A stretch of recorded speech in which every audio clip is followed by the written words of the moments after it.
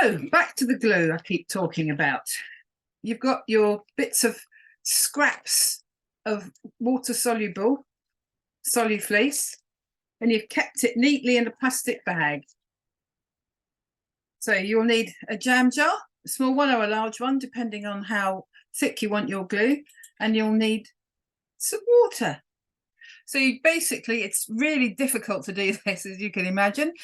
You just pop your offcuts into a jam jar, glass jam jar, and then you just fill up about halfway with water, maybe 2/3, and then dissolve it. If you want something thicker than a paste, then you just add more of your scraps. So this glue lasts quite a few months before it kind of goes off in the jar. It will eventually harden. So if you make it up as you need it, so I'm just going to pop a bit more in. So obviously you can use these scraps to machine into or patch things. I do find this glue very, very useful, and I hate throwing anything away or not using stuff. So whether you enjoy thick or thin glue, or should we call it paste, do try this out because it works really nicely. I'm really pleased with it.